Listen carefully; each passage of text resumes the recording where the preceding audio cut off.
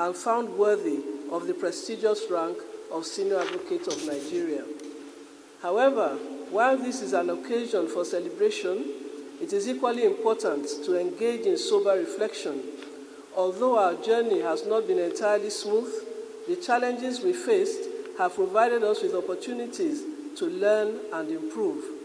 In areas where we have excelled, we will strive to raise the bar. And in those where we have fallen short, we will assess ourselves critically and move forward with renewed determination. That said, the Supreme Court and the entire Nigerian judiciary as a whole have fared well in the past legal year, thanks to the prayers, advice, and support of well-meaning Nigerians. As the new legal year unfolds, we look forward to building a judiciary that will be the pride of Nigerians both at home and abroad.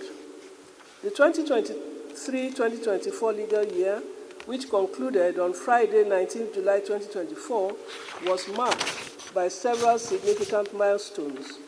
On Monday, the 26th of February 2024, the Supreme Court made history with the appointment of 11 new justices, marking the first time in recent years that the court reached its full complement. These appointments provided much-needed reinforcement to the 10 justices who had been handling the entire workload of appeals. Shortly after the legal year ended, my predecessor, Honorable Justice Olukayode Ariwola GCON, retired on Thursday, the 22nd of August 2024, having attained the constitutional retirement age of 70 years. I was subsequently appointed in acting capacity on Friday, 23rd August 2024. In the last legal year, the Supreme Court handled 1,124 cases, invoking both its appellate and original jurisdiction. These included 435 civil appeals, 269 civil motions, 219 criminal appeals, 102 criminal motions, 89 criminal appeals, and 10 originating summons. A total of 247 judgments and rulings were delivered, including 74 political cases, 92 civil cases begun by originating summons, and 81 criminal cases. This remarkable success is attributable to the dedication and teamwork of my fellow justices and court staff. The Supreme Court of Nigeria remains one of the busiest in the world, a testament to the upsurge in litigation which has kept our dockets full. Our workload is intense. We work from Monday to Friday, holding daily sittings. Wednesdays are reserved for chamber sitting to consider non-contentious matters, while Fridays are dedicated to delivering judgments and rulings. I am deeply grateful to Almighty God for giving us the strength to accomplish so much. However, I encourage litigants to embrace alternative dispute resolution mechanisms to ease the burden on our courts. The culture of litigating every disagreement and appealing every lost case, no matter how trivial, contributes significantly to the backlog of pending appeals in the Supreme Court and the Court of Appeal. This trajectory is unsustainable for a nation striving for economic development and human capital growth. Educating Nigerians on the benefits of alternate dispute resolution is a collective task for all stakeholders in the justice sector. In this regard, concerted efforts are being made to ensure that the Supreme Court Mediation Center becomes operational to make the desired impact in the new legal year. The Corruption and Financial Crime Cases Trial Monitoring Committee, chaired by Honorable Justice Suleiman Galadima, CFR JSC retired, has been instrumental in expediting the trial of corruption and financial crime cases in the country. Working in collaboration with anti-graft agencies, the committee has facilitated a significant rise in the dispensation of corruption cases. Between the 2nd of January 2024 to 2nd August 2024, the Economic and Financial Crimes Commission, EFCC, with the committee's support, secured 2,387 convictions, while the Independent Corrupt Practices and Other Related Offences Commission, ICPC, filed 54 cases, and secured 11 convictions. While holding the judiciary accountable where we fall short, we should also commend the courts in deserving cases for their commendable performance in handling these cases. This is a new dawn and a new era in the Nigerian judiciary. I want to assure my fellow Nigerian citizens that we are committed to working more diligently to improve public perception of the Nigerian judiciary. Over the years, various factors have contributed to the negative image of the judiciary. However, we are determined to change this narrative and make the judiciary a source of pride for all Nigerians. When the legal compass of a nation falters, everything suffers, including public and international perception. The attitude of some of us in the justice sector is sometimes less than salutary, and that has, to a large extent, contributed to the current image deficit of the country's legal system. Forum shopping by some of our legal practitioners is rampant.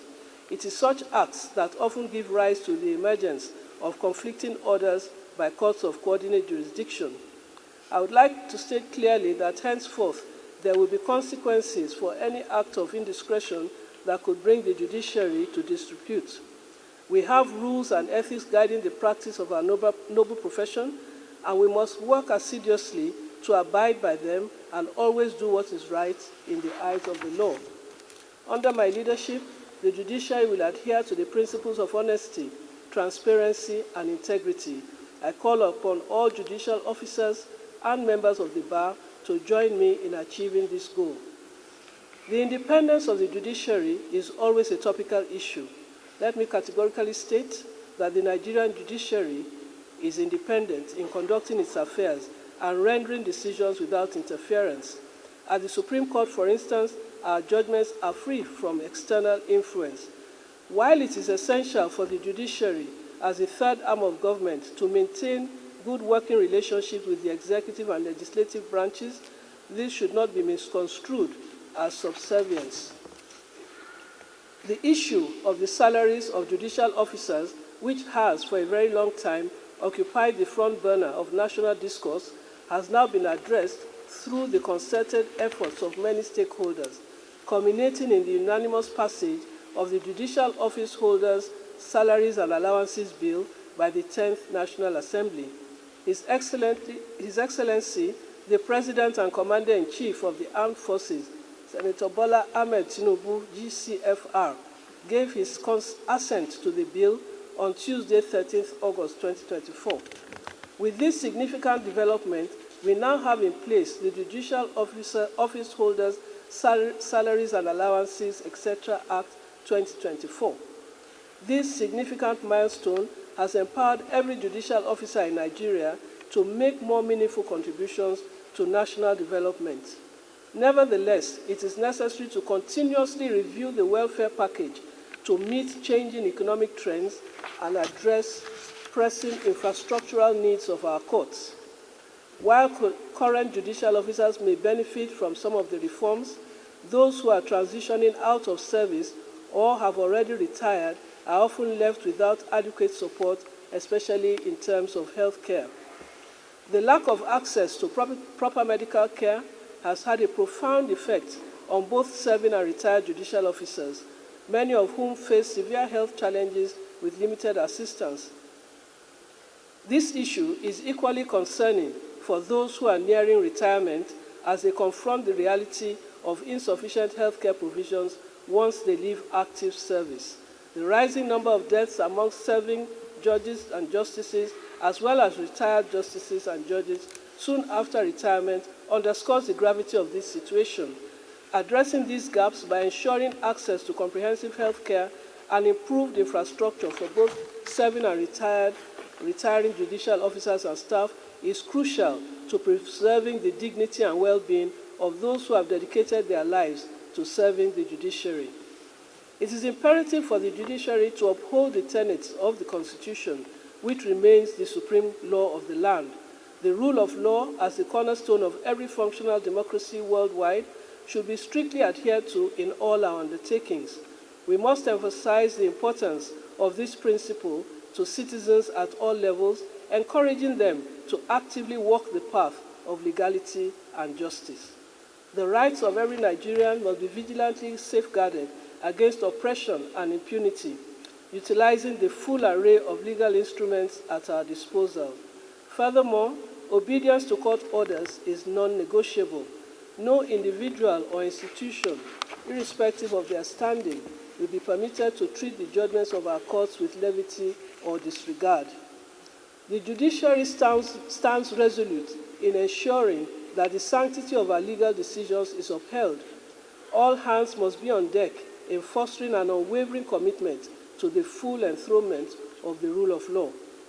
Disobedience to court orders or non-compliance with judicial directives is a direct affront to democracy and an invitation to anarchy. As such, it is critical that we respect and observe all the features of an enduring democracy, for in doing so, we maintain the delicate balance that sustains our society.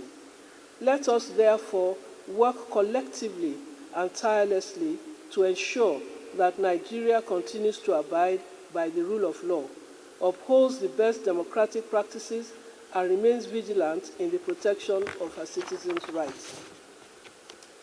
No doubt, the effective administration of justice has always been a pivotal concern in our legal landscape, and recent efforts to modernize the system are crucial in addressing its persistent challenges.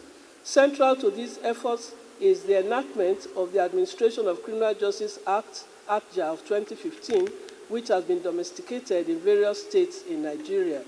However, despite its potential to modernize the administration of justice in the criminal justice sector, key provisions remain underutilized and its full impact has yet to be realized. One major area of concern is the recurrent practice of arraigning suspects in court without proper preliminary investigations. In many cases, efforts to gather evidence are only initiated after trial has begun. This backward approach to criminal prosecution significantly delays the process and undermines the delivery of justice. It is unacceptable that in 2024, we continue to see such practices which contribute to the overwhelming backlog of cases in our courts and ultimately erode public confidence in the justice system. The ACJA, however, provides solutions to some of these problems if fully implemented. For instance, Section 15, subsection 4, mandates that a suspect's extrajudicial statement must be made in the presence of a legal practitioner of the suspect's choice, or where the suspect is unable to secure one, in the presence of an officer of the Legal Aid Council. Additionally, the Act requires that the entire process be video recorded. These provisions are designed to ensure transparency and fairness in the treatment of suspects, reducing the risk of coerced confessions or procedural abuses. Unfortunately, many law enforcement agencies and prosecutorial bodies have not yet embraced these critical safeguards.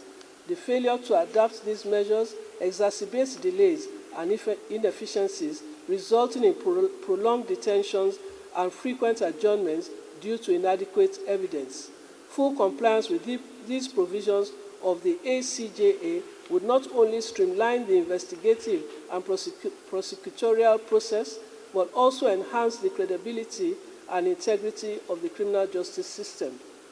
The effective implementation of the ACJA and ACJLs in the states must be prioritized. Law enforcement agencies, prosecutors, and judicial officers need to be properly trained and equipped to adhere to the requirements of the Act.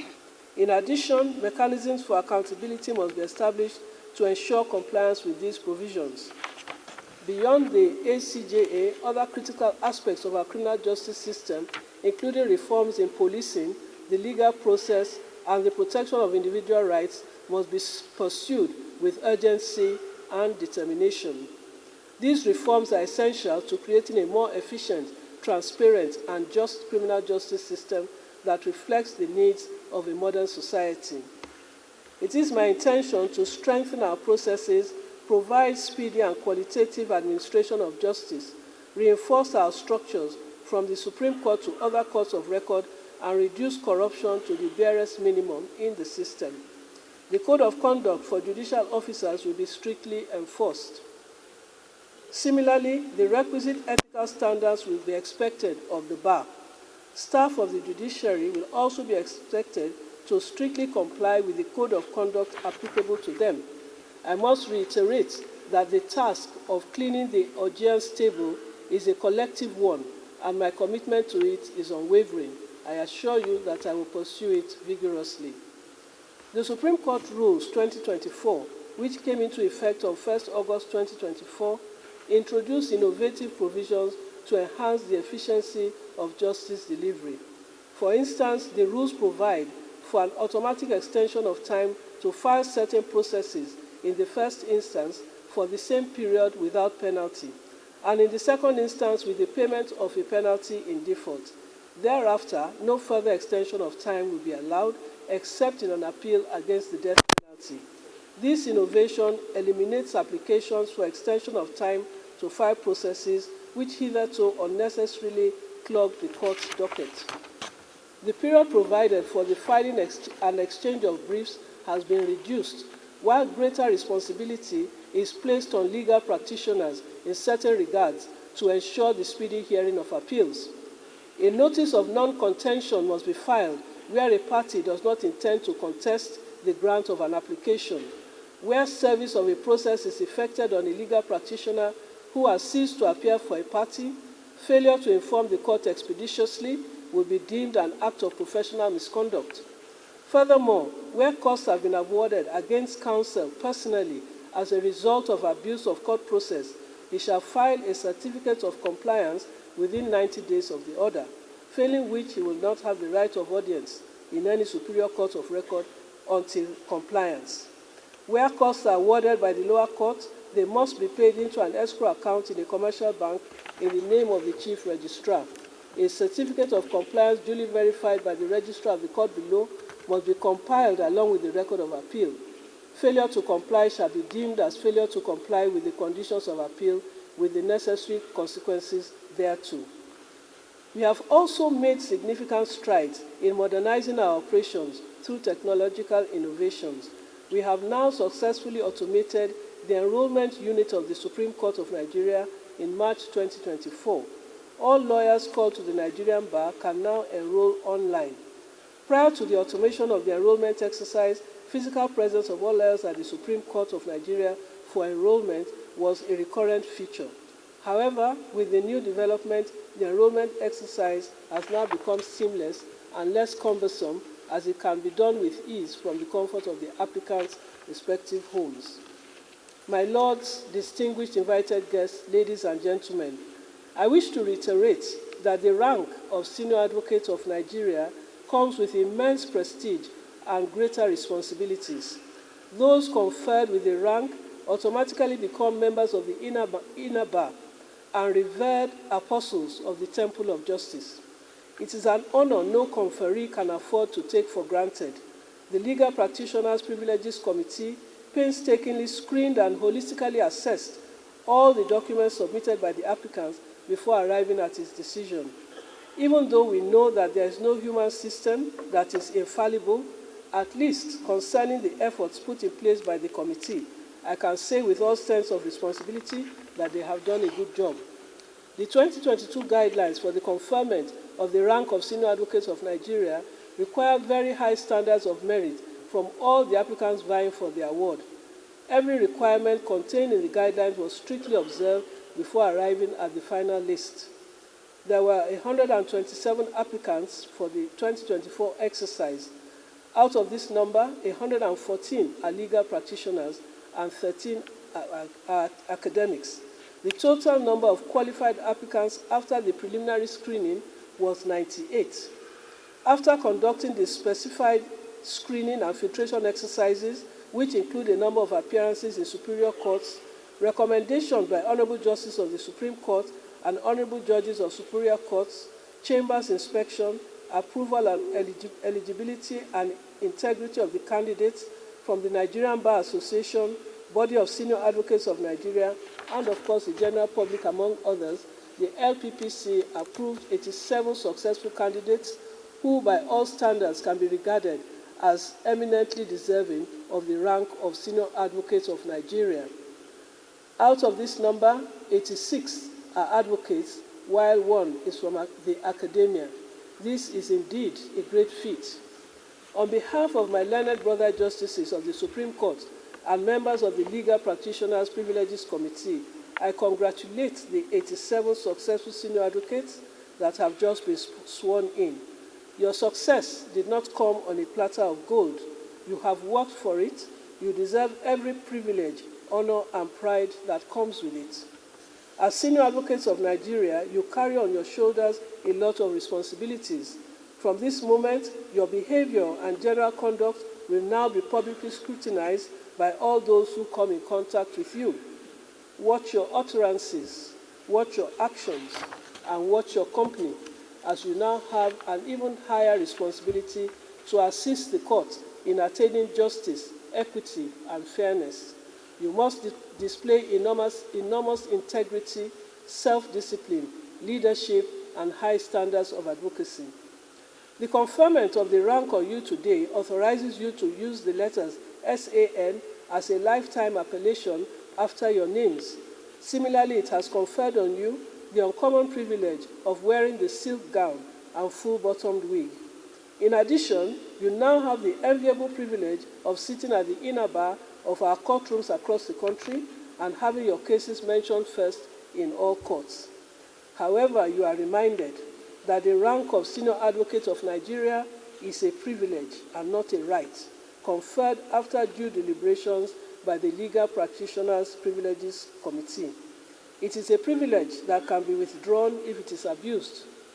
As holders of the esteemed rank, a higher level of integrity, ethics, and accountability is expected of you.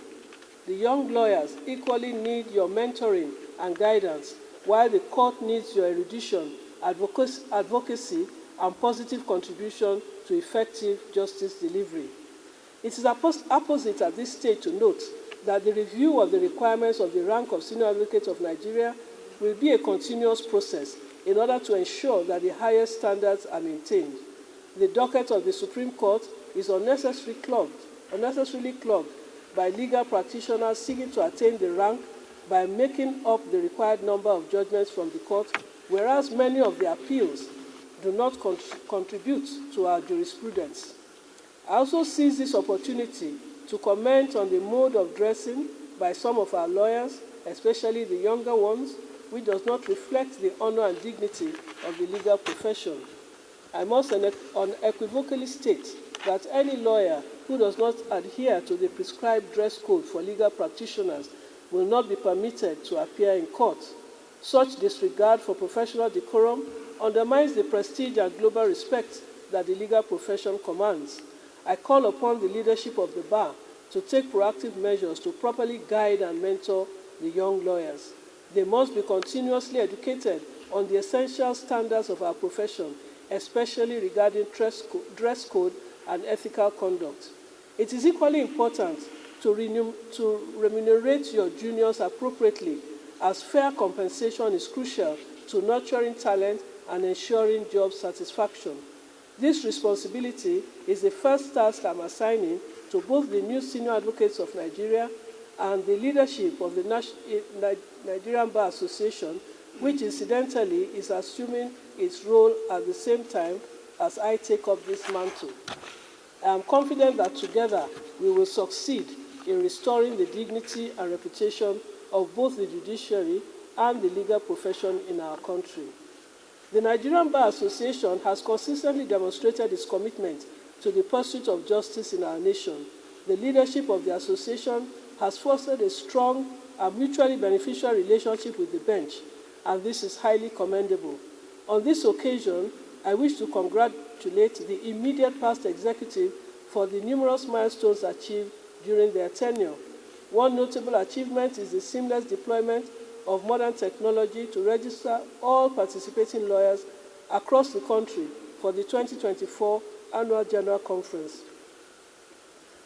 Following the successful online election in July 2024, which resulted in the election of Mazi Afam Osigwe, Senior Advocate of Nigeria, as the 32nd President of the Association. This process has once again provided the Nigerian society with a valuable lesson. We are capable of effectively utilizing technology to elect our leaders with transparency and efficiency.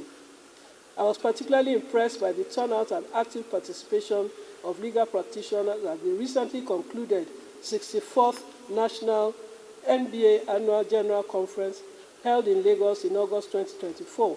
The remarkable assembly of such a large number of lawyers under one roof is indeed a noteworthy accomplishment.